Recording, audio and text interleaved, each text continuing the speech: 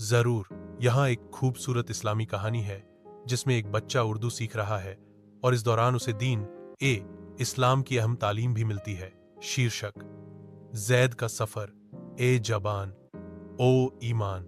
एक छोटे से गांव में जैद नाम का एक 7 साल का बच्चा रहता था।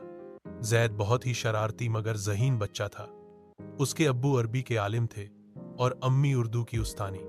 जैद सिर्फ स्थानीय जबान बोलता था और उर्दू समझने की कोशिश कर रहा था, मगर उसे यह मुश्किल लगती थी।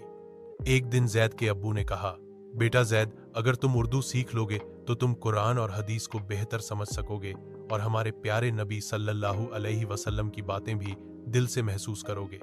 जैद ने सर हिलाया लेकिन बोला, अबू, मुझे उर्दू सीखना बहुत मुश्किल लगता है।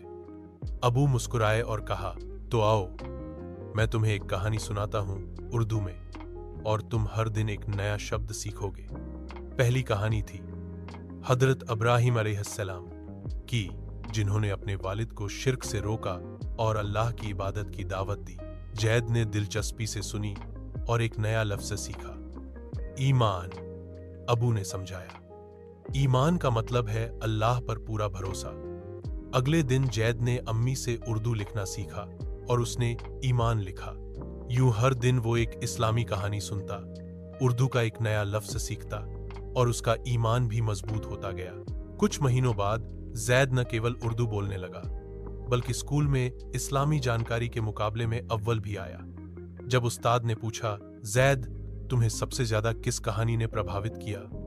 जैद ने मुस्कुराकर कहा, हजरत इब्राहिम अलैहिस्सलाम की। उनसे मैंने सच्चाई, सब्र और ईमान सीखा। सब्र ज्ञान भाषा का द्वार है और ज्ञान विश्वास को चमक देता है। उर्दू सीखना सिर्फ भाषा नहीं है बल्कि धर्म की रोशनी से जुड़ने का माध्यम भी हो सकता है।